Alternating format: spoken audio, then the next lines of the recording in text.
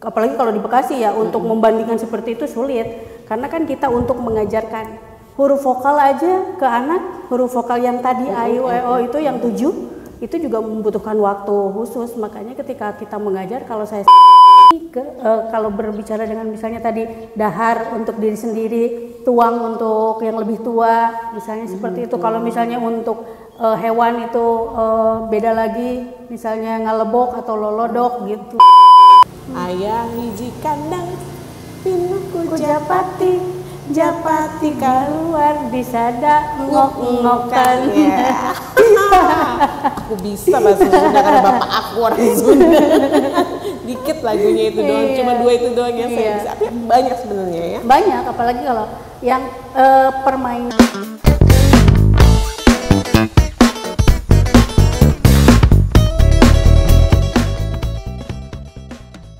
Abdi teh ayeuna gaduh hiji boneka. Nah, kalau saya udah nyanyi itu berarti itu ada apa? Bukan ada setan, bukan. Itu film. Ini berarti saya lagi belajar bahasa Sunda. Nah, alhamdulillah banget ya. Hari ini saya berkesempatan untuk ngobrol sama seorang guru bahasa Sunda. Assalamualaikum, Bu Nina. Waalaikumsalam. Wilujeng Sumpi. Alhamdulillah hartur nuhun. Kumaha damang? Pangesto sawalerna. Pangesto juga. Udah sampai situ aja ya. Karena kita tinggal di daerah yang Jawa Barat ya. Jawa Barat itu muatan lokal masuknya. Betul, Bu Nina ya. Muatan lokal untuk belajar bahasa Sunda. Walaupun banyak orang yang bukan berasal dari tanah Sunda, tapi harus bisa bahasa Sunda. Nah, itu yang kadang-kadang orang tua tuh, Bu Nina, yang agak-agak gimana gitu ya. Karena kita sehari-hari walaupun kita bagian dari Jawa Barat nih, kita di Kabupaten Bekasi, nggak ngomong bahasa Sunda. Bu Betul, Nina. memang ketika saya ditugaskan ngajar di Bekasi ini, begitu saya masuk di kelas, memang kan rata-rata semua siswa itu rata-rata bukan orang Sunda, dan mereka pun sehari-hari menggunakan bahasa Indonesia untuk percakapan sehari-hari. Memang kendala awalnya di situ, tapi ya tetap bagaimana, memang mulok itu wajib, ya mulok wajib, bahasa Sunda itu masuk mulok wajib, dan memang wajib diajarkan di setiap sekolah dari SD, SMP, bahkan SMA, gitu. Untuk untuk saya sendiri tantangan, karena apa? Saya memang lulusan bahasa Sunda. Ketika mengajar di Bekasi, kita mengajarnya harus menyesuaikan dengan siswa. Makanya ada yang disebut dengan mengajar dengan boleh untuk Bekasi, Depok itu ada yang disebut dengan kategori D. Apa gitu. itu Kategori D itu jadi mengajar bahasa Sunda boleh menggunakan bahasa Indonesia. Jadi kita bilingual istilahnya kalau di dalam kelas seperti itu. Jadi nggak melulu bahasa Sunda ya? Iya, karena memang kan kita objeknya siswanya juga memang tidak bisa berbahasa Sunda. Jadi kita otomatis mengajar pun menggunakan bahasa pengantarnya bahasa Indonesia. Bahkan kalau misalnya di kita yang SMP ya, Bu, kalau di SMP itu kita kan ada MGMP tuh, Musyawarah Guru Mata Pelajaran Bahasa Sunda. Itu kita membuat buku khusus untuk wilayah Bekasi. Karena kalau misalnya menggunakan buku yang disediakan oleh misalnya dari provinsi atau misalnya yang Jawa Barat banget, kesulitan anak-anak di Bekasi untuk belajar bahasa Sunda. Seperti itu. Yang Jawa Barat banget tuh daerah Bandung, Garut, Priangan lah ya, Tasikmalaya, itu memang mereka menggunakan bahasa Sunda. Dan bahasa Sunda ini diajarkan sejak SD ya, Bu Nina ya? Iya, sejak SD. Dan Bu Nina guru SMP? Saya SMP. Nah, ini kan dari SD-nya aja kayaknya udah banyak yang ya gitu deh. Betul. SMP tantangannya gimana? Nah, gini ya, kalau misalnya di SD itu kan anak-anak itu kadang saya tanya, kalau misalnya pas masuk mereka kelas 7, saya kan ngobrol dulu sama anak. Dulu diajarkan ini nggak sama bu gurunya? Dulu diajarkan ini nggak sama bu gurunya? Rata-rata anak itu kadang ada yang jawab diajarkan bu, tapi lupa. ada yang malah tidak diajarkan, Bu. Kenapa seperti itu? Karena gurunya itu kebanyakan bukan lulusan bahasa Sunda, hanya berlatar belakang orang Sunda, gitu. Betul. Terus buku yang digunakan di SD itu biasanya buku yang priangan, makanya anak-anak agak kesulitan, bahkan orang tua pun kalau ada PR kan pasti nyari kemana-mana itu untuk mengerjakan PR bahasa Sunda itu, seperti itu. Nah, makanya kalau di SMP itu ada MGMP, jadi di situ kita kan musyawarah nih materinya seperti ini, disesuaikan dengan kultur Bekasi seperti apa sih, bahasa Sunda yang digunakan di Bekasi seperti apa, disesuaikan gitu. Buku yang digunakan pun yang membuat MGMP kalau untuk SMP, gitu. Nah kalau untuk SD, kalau saya lihat-lihat kebanyakan menggunakan buku yang masih priangan, jadi berat. Sunda pisan. Iya, Sunda pisan yang diajarkannya itu yang anak-anakan, anak berit, anak hayam, gitu kan sedikit sulit ya. Tapi kalau di SMP ketika saya bertanya ke anak-anak, gimana lebih sulit di SD apa di SMP? Lebih sulit di SD, Bu, belajarnya, gitu. Kalau di SMP karena kita dampingin, bukunya pun buku yang dibuat itu tidak hanya berbahasa Sunda tapi ada bahasa Indonesianya, ada terjemahannya, ada kamus kecilnya. Oh gitu. Seperti itu. Iya. Enak dong. Iya, mempermudah siswa karena apa? Kita ini mengajarkan ke anak, intinya mengenalkan lah ya, karena kan kalau mengajarkan agak sulit karena memang basicnya anak-anak itu kan orang tuanya juga bukan orang Sunda. Nah, jadi kita menarik perhatian dulu lah dengan hal yang mudah dulu, jangan bahasa Sunda itu sulit, Bu, selalu begitu kan di awal.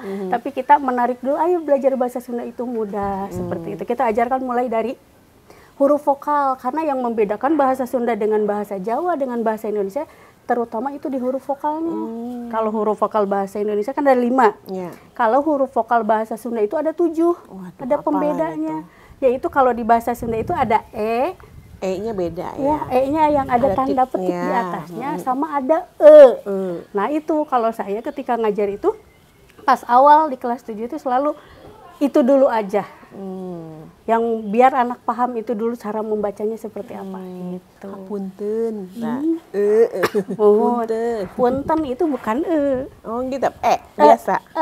Punten. Punten. Kan ada ada ada gitu. Itu yang susah Sunda untuk dibedakan. Gitu.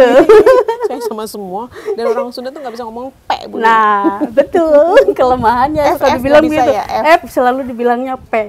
F. P. Iya. Namanya Perry. Iya. Katy Perry.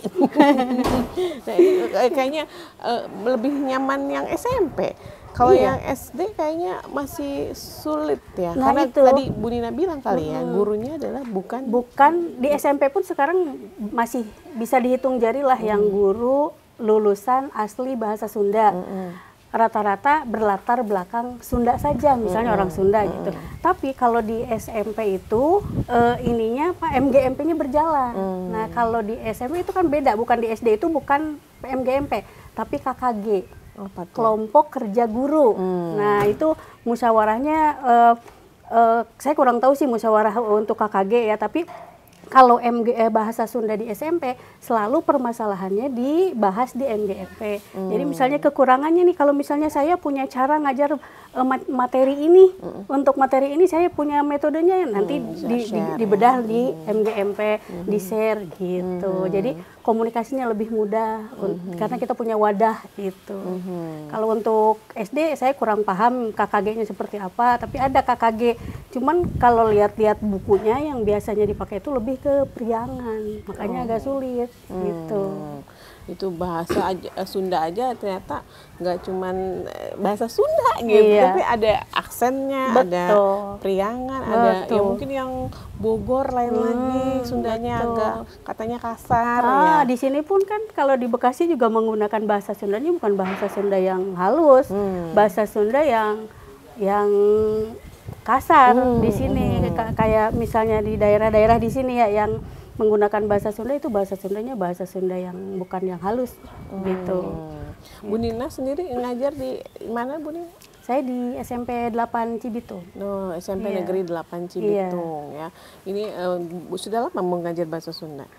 Mengajar bahasa Sunda itu sudah dari 2009. Wow, udah lama. Tapi memang tadi kalau Bu Nina bilang latar belakangnya pendidikan Sunda, bahasa Sunda. Iya, betul. Jadi kalau kita itu kadang dibilangnya manusia langka ya, karena memang jurusannya, memang orang Bekasi itu jarang yang kuliah ke Bandung, misalnya mengambil jurusan bahasa Sunda jarang. Gitu. Jadi yang mengajar di sini pun yang berbahasa Sunda rata-rata orang daerah yang memang merantau ke sini, terus bekerja di sini, diangkat di sini seperti itu. Mengajar bahasa Sunda. Dulu di mana kuliah? Kalau saya tahunya ada di sastra Sunda di Unpad. Itu sastra Sunda. Kalau saya dari pendidikan bahasa daerah dari UPI. Oh, ada jurusannya. Ada kependidikan. Iya. Tapi pasti jarang peminat tuh. Banyak. Dulu aja saya udah lama itu dua kelas, ada 2 kelas, ada 80 seangkatan. Berarti kalau jurusan bahasa dia belajar tentang tata bahasanya. Kalau sastra kan dalam karya sastra. Ternyata ada tata bahasa dalam Sunda samakah seperti bahasa Indonesia atau beda? Sama sebenarnya, kalaupun kilas balik ke dulu zaman saya kuliah ya, sebenarnya jurusan bahasa Sunda dengan bahasa Indonesia itu mata kuliahnya itu sama, hanya bahasa pengantarnya saja yang berbeda. Oh gitu. Mata kuliahnya misalnya kan ada mata kuliah membaca, menulis, keterampilan berbahasa itu ya. Sama. Cuman kita bahasa pengantarnya bahasa Sunda gitu. Kalau untuk literaturnya sama aja menggunakan dengan bahasa Indonesia itu sama. Gitu. Nah, kalau di dalam bahasa tuh punya ciri khas keunikannya sendiri-sendiri ya. Kayak saya ngajar bahasa Turki, dia tidak SPOK ya, subjek predikat keterangan objek keterangan. Kalau ini SOKP kalau bahasa Turki itu predikatnya ada di belakang. Nah, kalau bahasa Sunda apakah juga sama? Kalau bahasa Sunda sama dengan bahasa Indonesia, bersama subjek, predikat, objek, keterangan, sama begitu. Ada subjeknya ada berapa? Sayanya ada 1. Kalau di bahasa Sunda kan abdi, tergantung orang yang diajak berbicara. Itu kalau di bahasa Sunda. Jadi ada yang disebut juga undak usuk bahasa Sunda. Undak kalau bahasa usuk. Iya. Jadi misalnya yang diajak ngobrol sama kita itu misalnya usianya di bawah kita, atau misalnya sepantaran, atau yang di atas kita. Dari kata makan aja, kalau saya untuk menarik misalnya di kelas untuk menarik perhatian anak, kalau di bahasa Indonesia makan itu makan aja kan, tidak ada yang lain. Kalau di bahasa Sunda tidak, ada dahar, ada tuang, ada ngelebok, lolodok, itu kulem, enggak itu tidur. Sama tidur pun ada sare, ada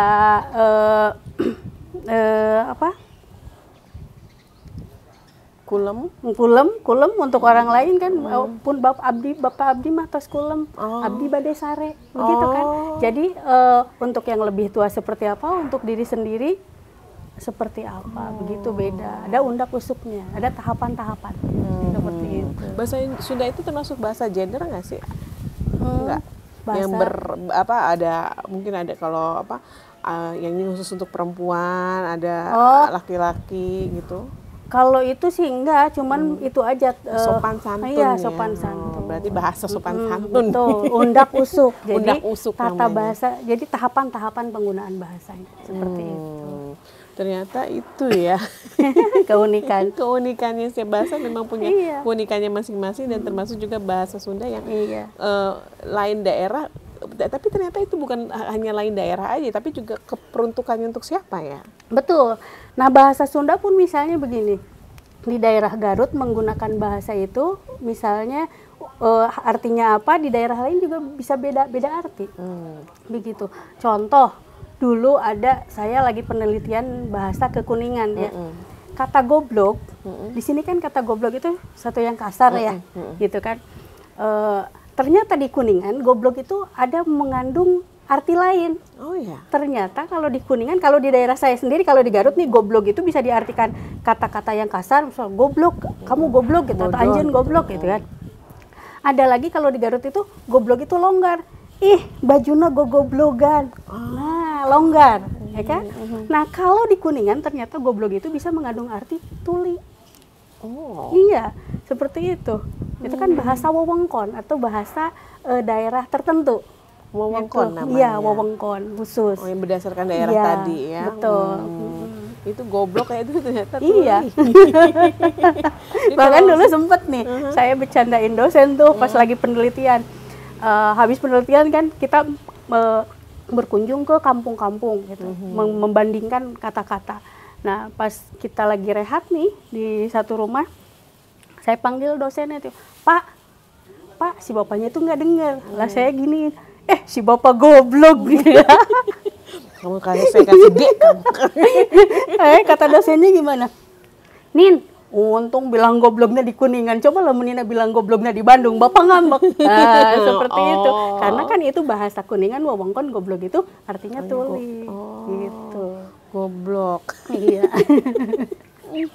Itulah ilmu baru aku. Iya. Selain kata goblok yang berdasarkan wewengkon itu apa lagi? Apa ya, kalau pengucapan biasanya. Kan ada yang bilang sendal itu sendal. Ada bilang sendal itu senal. Ada kan? D-nya hilang. Ya, nah itu juga termasuk wilayah itu, misal wewengkon juga. Ada misalnya di wilayah ini bilangnya sendal itu ada D-nya sendal. Tapi kalau di lain daerah manggilnya senal. Ada yang seperti itu. Pengucapan, dalam pengucapan. Tapi itu masuk nggak dalam itu kurikulum bahasa Sunda yang Bu Nina pelajari? Kalau untuk SMP mah tidak dipelajari. Tapi kalau untuk kita penelitian bahasa ada. Gitu. Kalau untuk, apalagi kalau di Bekasi ya, untuk membandingkan seperti itu sulit. Karena kan kita untuk mengajarkan huruf vokal aja ke anak, huruf vokal yang tadi A, I, U, E, O itu yang 7, itu juga membutuhkan waktu khusus. Makanya ketika kita mengajar, kalau saya sendiri, misalnya nih ada pelajaran itu, kalau sekarang kan ada kaulinan barudak. Nah, permainan anak-anak. Nah, saya selalu menyisipkan di situ, ayo kita bikin video misalnya kaulinan barudak yang suka kamu mainkan. Misalnya apa? Bu, kalau di sini kan kucing-kucingan. Bu, ada nggak di Sunda kucing-kucingan? Ada. Apa Bu namanya? Ucing-ucingan. Nah, ayo kita di situ masukkan juga ada nyanyiannya. Terus ada kita anak tuh disuruh percakapannya gitu. Tapi mereka praktek sendiri. Lalu mereka membuat video terus mereka upload di YouTube, ya di TikTok atau di IG gitu. Mereka lebih seneng dengan seperti itu. Tapi kita mengajarkan juga bahasanya di situ, ada di nyanyian, oray-orayan atau cincang keling. Gitu kan. Ada mainannya cincang keling. Itu kan kalau di Sunda mah biasanya kalau mau main ucing-ucingan itu pakai cincang keling manuk cingkleng cindeter loska kolong. Nah, kalau di sini hompimpah ya. Jepang sekarang. Iya. Gunting batu kertas. Nah, iya betul. Itu cincang keling ya. Ada juga tokecangan, tokecang bala gendil tos. Bukan yang gini-gini ya itu. Nah, bisa aja yang dipakai yang mana. Atau permainan anak-anak itu kan banyak ya yang identik. Kalau permainan anak-anak itu kalau di Sunda itu selalu ada nyanyiannya. Mungkin ingat yang permainan apa tuh yang oray-orayan tuh kan ada nyanyiannya. Ular naga panjang. Nah, kalau di sini kan ular naga panjang. Oray-orayan kalau di Sunda kalau ya. Di Sunda oray-orayan. Gitu. Ini sebenarnya menarik loh perbincangan bahasa Sunda ini. Ternyata jarang ada orang yang concern terhadap masalah bahasa, terutama bahasa Sunda, karena kita tinggal di Bekasi harus belajar bahasa Sunda dan itu dipelajari dengan terpaksa. Tapi bagaimanakah untuk bisa nggak terpaksa lagi, tapi ini bisa jadi suatu daya tarik untuk anak-anak ini? Kita akan bincang-bincang lagi setelah yang berikut ini.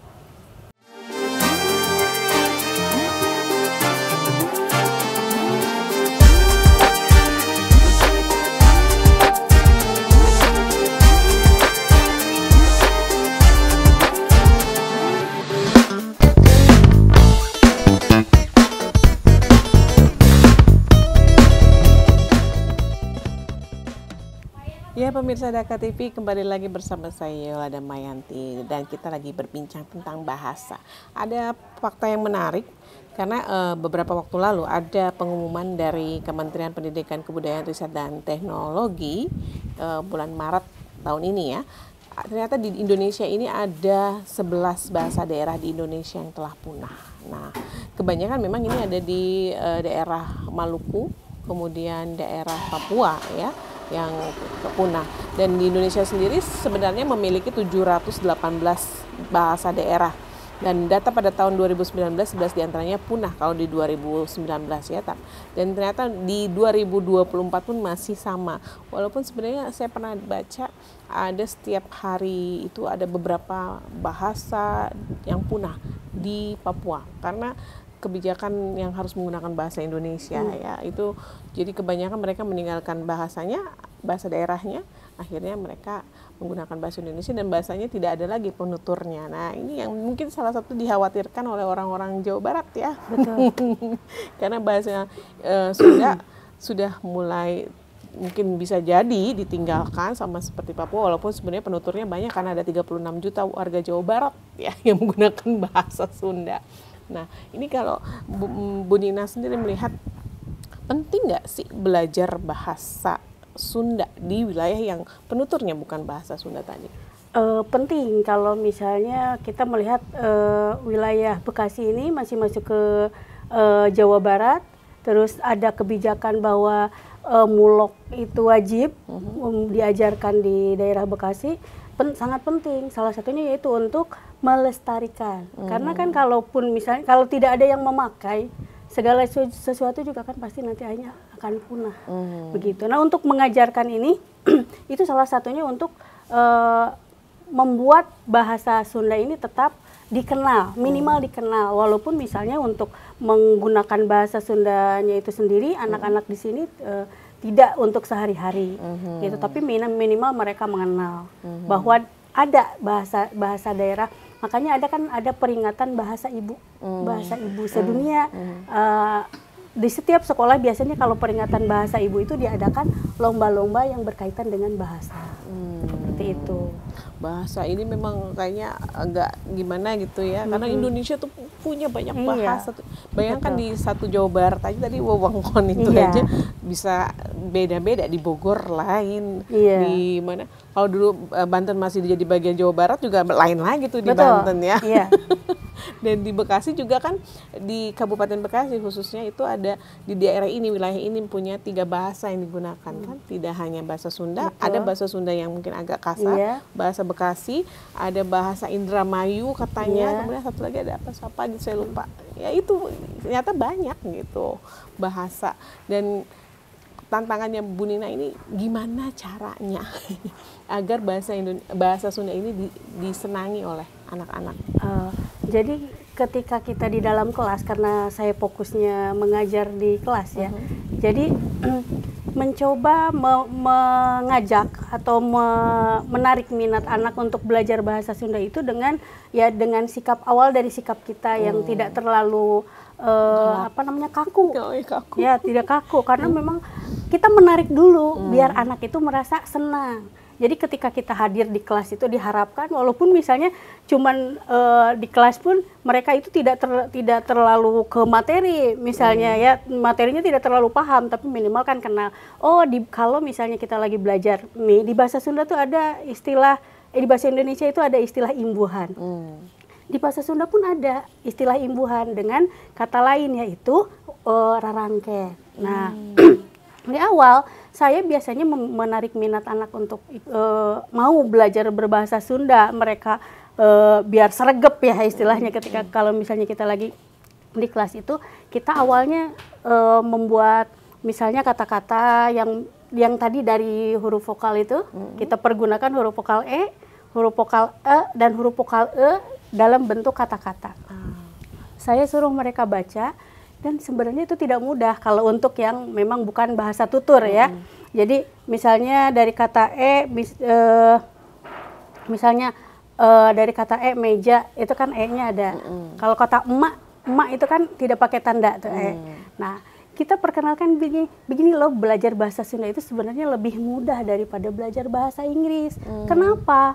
Karena kalau bahasa Sunda belajarnya itu apa yang ditulis itu yang dibaca. Bahasa fonetik. Nah, kalau bahasa Inggris kan kita kita lihat, misalnya saya nulis misalnya host di papan tulis.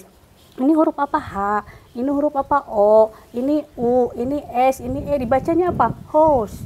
Kan? Coba kalau bahasa Sunda mah ada tandanya itu dibacanya tetap Jadi kita bandingkan misalnya kata peyem, meser, peyem, ti, ci, cahem. Nah, itu kan anak belajar tuh, ya, belajar membaca itu. Iya. Ada lagi saya diajarkan nih sama pengurus MGMP, Pak Dedang Jem namanya. Dia mengajarkan nih, coba tulis ini di papan tulis, ntar anak suruh baca. Kalimatnya itu seperti ini, jeger, dijeger, jeger. Kalau dari bentuk tulisan sama, mirip kan? Sama. Anak-anak membacanya itu agak, oh Bu saya belum bisa Bu, Bu saya udah bisa Bu. Mereka excited gitu ketika kita ajarkan itu. Di awal saya selalu mengajarkan itu. Mereka seneng untuk itu, untuk maju, untuk apa, untuk mencoba. Itu triknya. Jadi ayolah belajar bahasa Sunda itu tidak semudah yang tidak sesulit yang kalian pikirkan. Gitu. Saya tulis itu pada seneng diajak begitu. Terus kita mengajarnya kadang dengan nyanyian, gitu, menarik anak seperti itu. Terus kalau misalnya untuk kadang saya ajak nih ke depan, ayo baca misalnya cuma satu atau dua baris, hanya untuk mengenal yang mana seperti itu. Mereka senang seperti itu. Atau misalnya menggunakan kertas-kertas yang saya potong-potong gitu, nanti dikasih terus mereka merangkai gitu.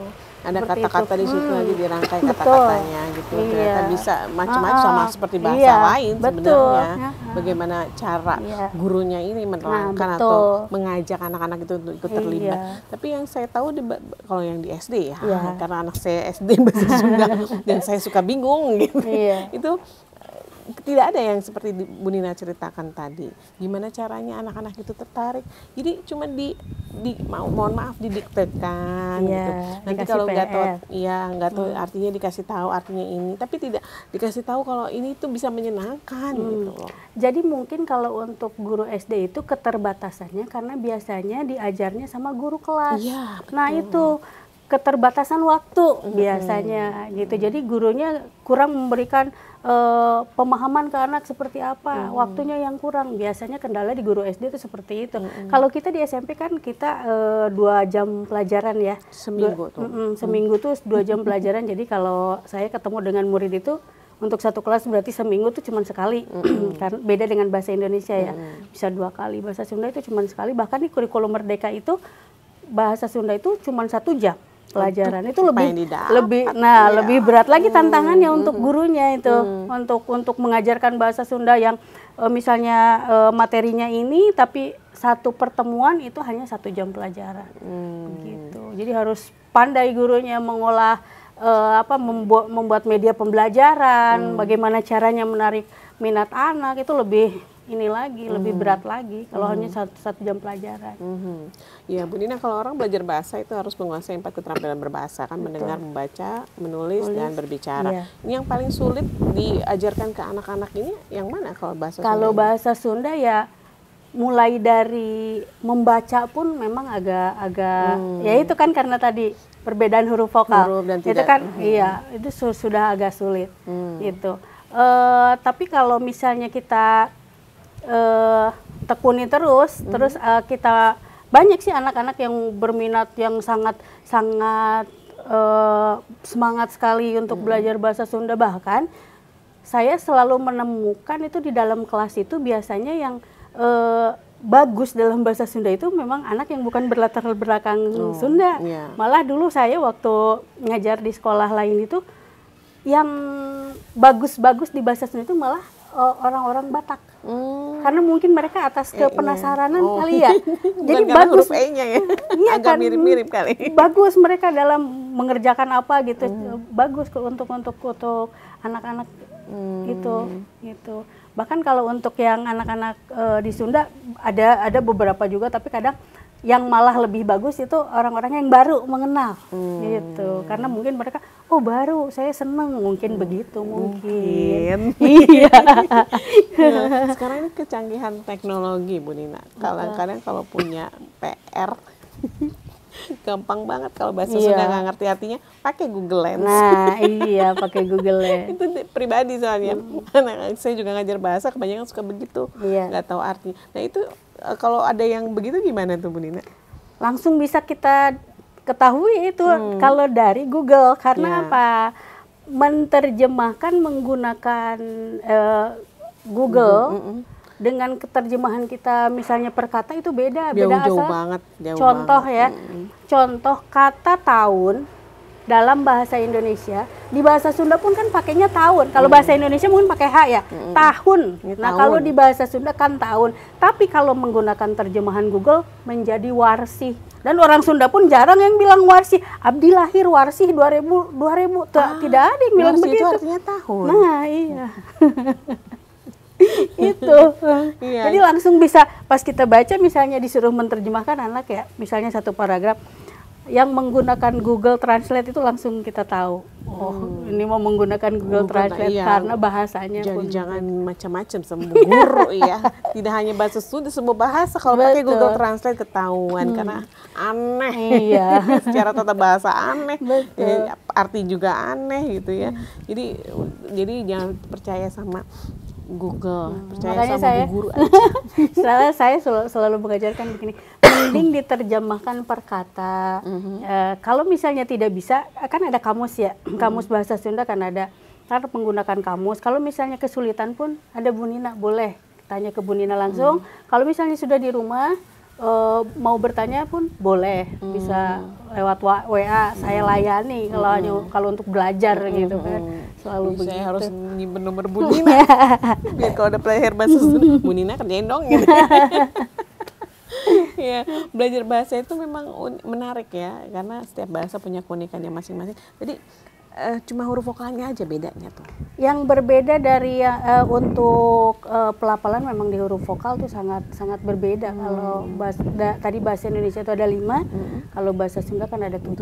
Kalau konsonan ada F-nya hilang atau X-nya hilang? Nah, gitu. Ada itu di bahasa Sunda itu tidak ada huruf apa ya? Saya lupa. X, Y, Z. X jarang digunakan karena itu kan bahasa dari serapan kan, banyaknya serapan baru digunakan seperti itu. Jadi enggak 26 ya? Iya, betul. Kalaupun ada yang hilang ada penggantinya gitu ya. Iya. Dan kalau misalnya di bahasa Sunda itu begini, kalau misalnya kayak huruf ada imbuhan kan kalau bahasa Indonesia, bahasa Sunda itu namanya rarangken. Kalau misalnya rarangken ini tuh tidak bisa misalnya contoh katanya. Jadi seperti tadinya M tapi jadi berubah gitu ketika bertemu dengan salah satu itu imbuhan. Seperti itu. Ada yang seperti itu. Tadi undak usuk undak itu usuk. Yang sudah jarang sekali digunakan itu. Apa yang bagaimana? Kalau untuk undak usuk mungkin salah satu kesulitannya yaitu sudah jarang tapi kalau misalnya di daerah perkampungan seperti di Garut mah masih digunakan, tapi kalau di sini mah kan anak-anak pun baru mengetahui bahwa ada undak usuk, bahwa kalau ngomong dengan orang tua seperti apa, dengan teman seperti apa, dengan usia di bawah seperti apa, sebenarnya tidak terlalu ditekankan ke anak di sini mah untuk tahu undak usuk seperti ini, hanya memperkenalkan saja, tapi tidak untuk misalnya mereka tuh harus paham, harus mengerti, tidak. Kita hanya mengenalkan di bahasa Sunda itu ada undak usuk begitu. Kalau bahasanya ini kalau berbicara dengan misalnya tadi dahar untuk diri sendiri, tuang untuk yang lebih tua, misalnya seperti itu. Kalau misalnya untuk hewan itu beda lagi, misalnya ngalebok atau lolodok gitu. Itu ngalebok. Seperti itu. Kasar banget. Mantong sianya. Kemarin ada sempat juga bahasan tentang kata aing di sosial media, tapi nanti kita bahasnya setelah yang berikut ini ya. Jadi jangan kemana-mana, kita akan kembali lagi bersama Bu Nina, guru SMP Negeri 8 Cibitung, guru bahasa Sunda.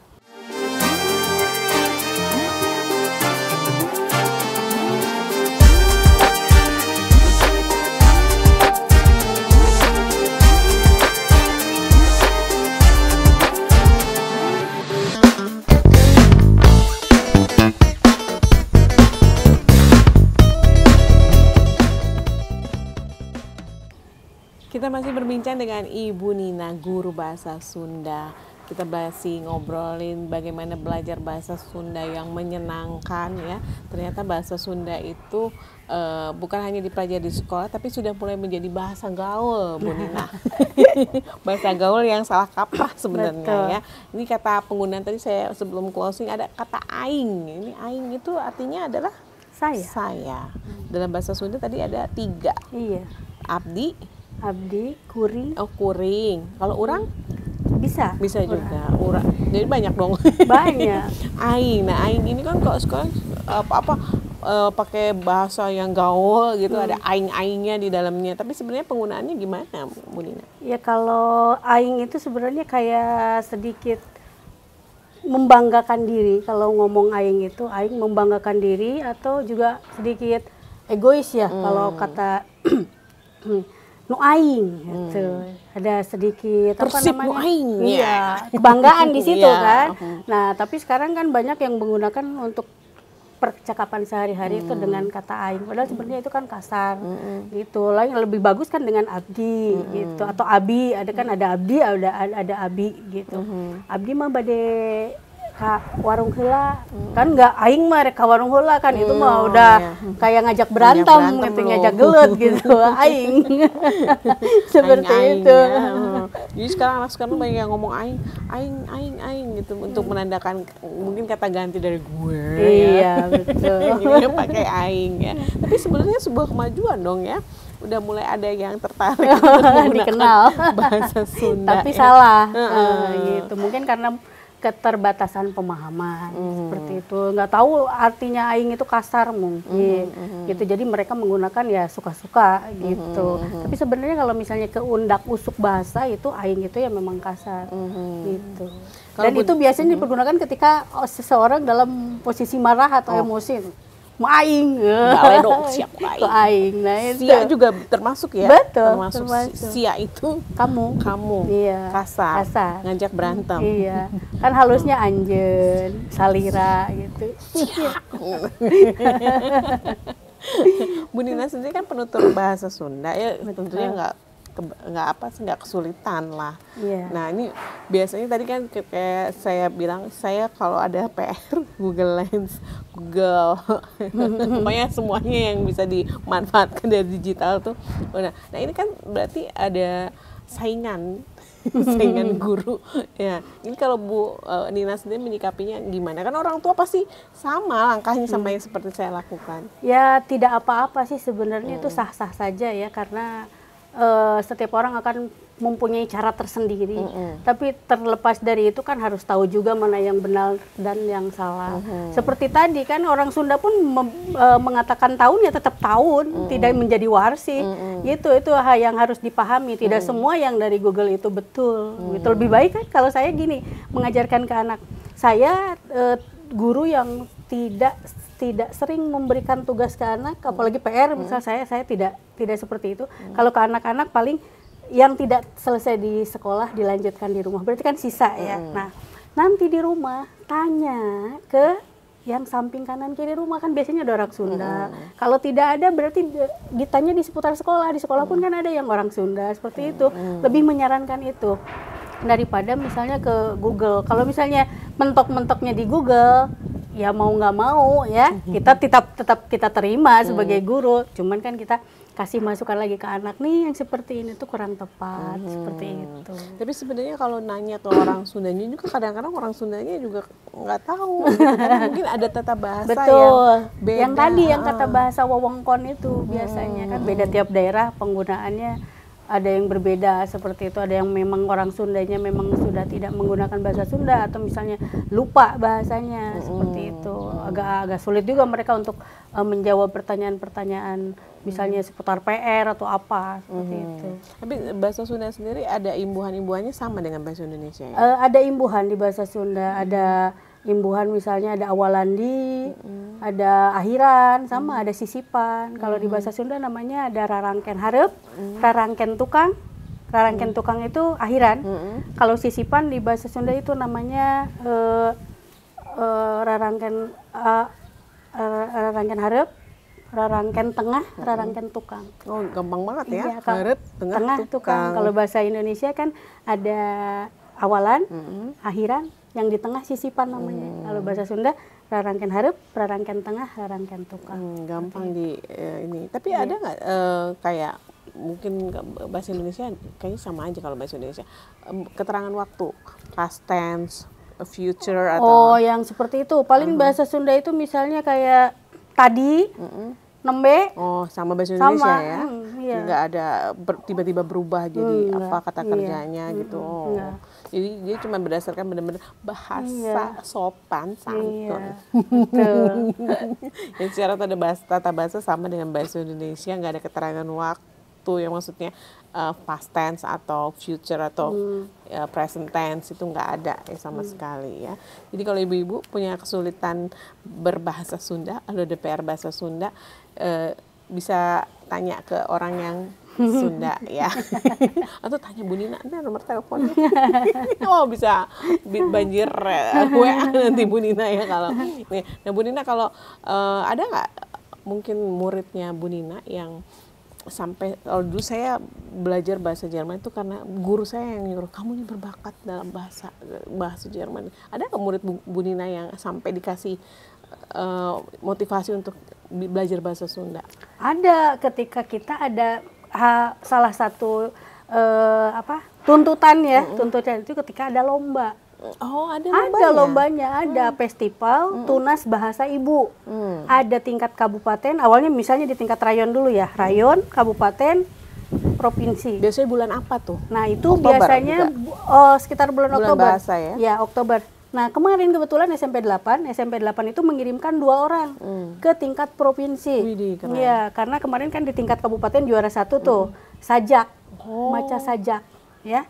Ada Ananda Mejal sama Ananda Bianca. Kemarin saya antar ke Garut karena kemarin kebetulan yang jadi tuan rumahnya Garut. Tahun sebelumnya pernah di Pangandaran. Nah tahun ini yang 2024 ini tuan rumahnya Garut. Kita berangkat ke sana ikut lomba tingkat provinsi. Nah untuk anak-anak yang punya kelihatan punya bakat khusus atau misalnya masih anaknya bisa kita arahkan, bisa kita ajak, nah itu kita bina untuk mengikuti lomba itu.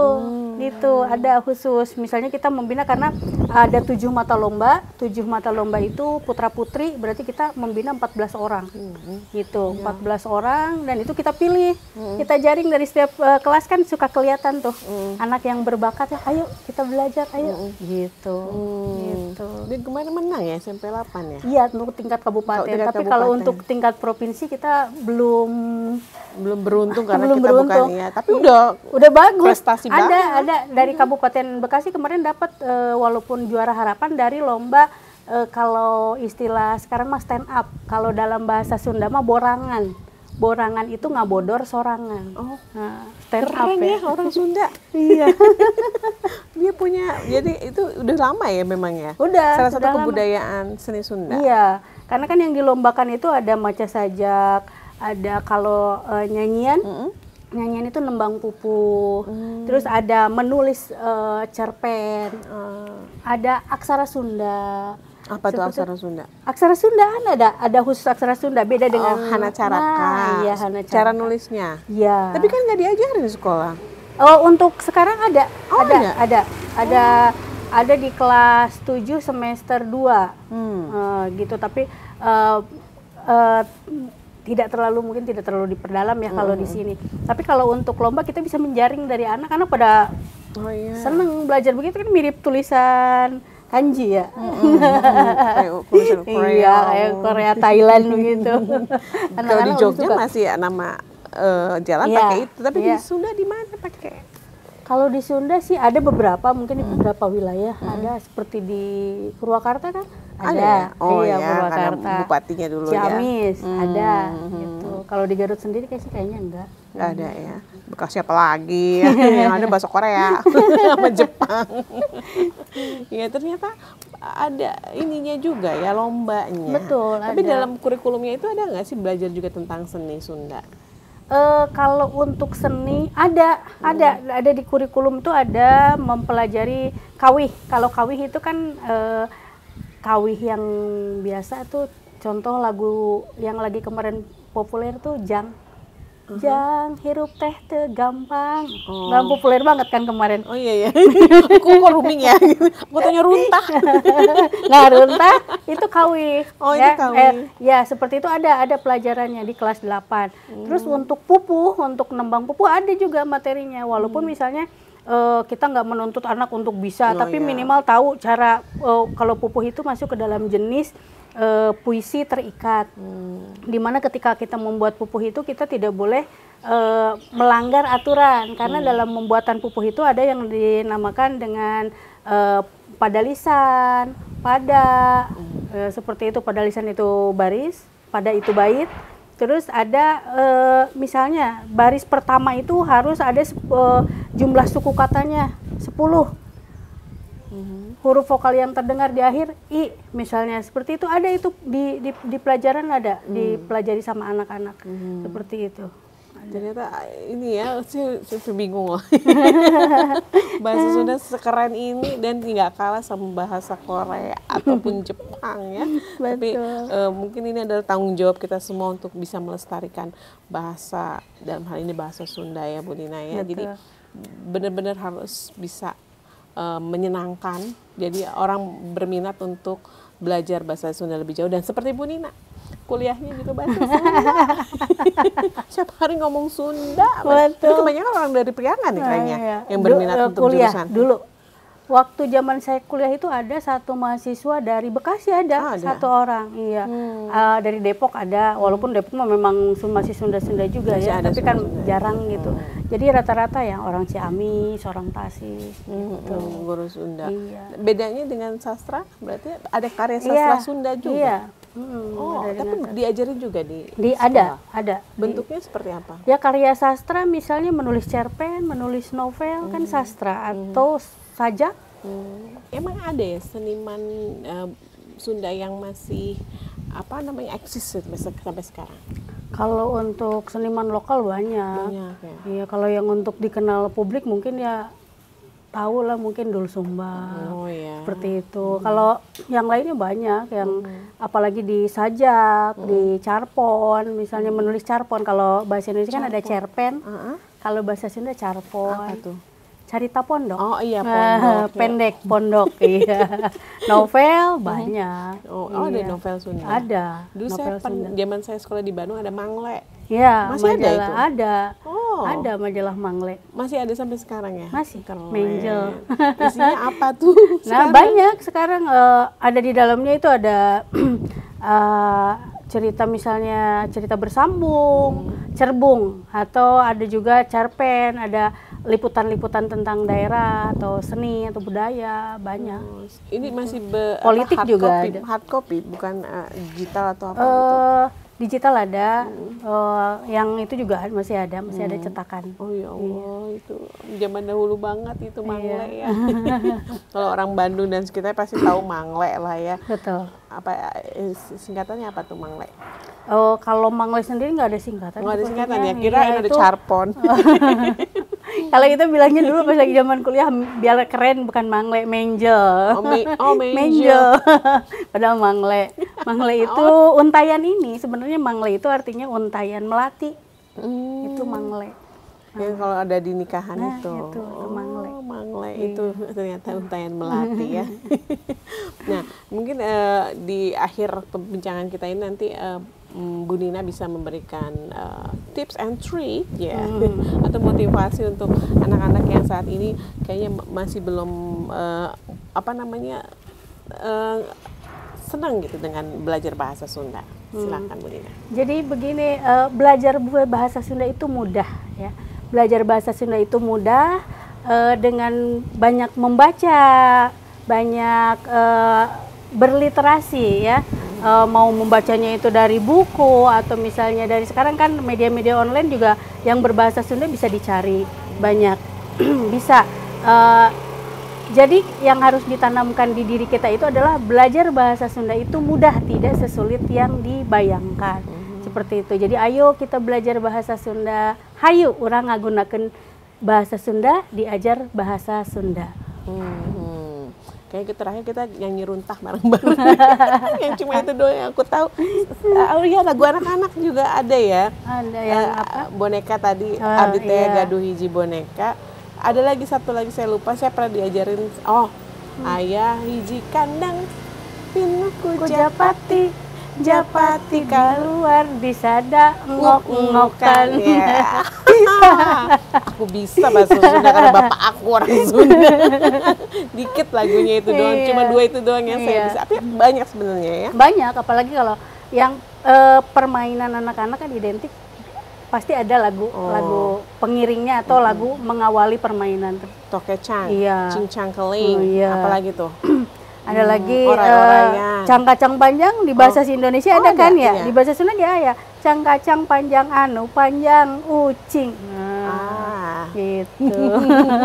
Jadi sebenarnya bahasa Sunda, bahasa Indonesia tuh ada kemiripan satu sama lain ya, karena kita memang dari inian yang sama, rumpun yang sama, yaitu Austronesia katanya.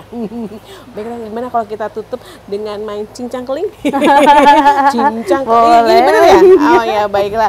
Sampai kita tutup, kita mau main cincang keling dulu ya pemirsa. Kita jumpa lagi di lain kesempatan. Wassalamualaikum warahmatullahi wabarakatuh. Dadah. Cincang keling wanuk cingkleng cinekter plos ka kolong bapak sata bulenong. Bener.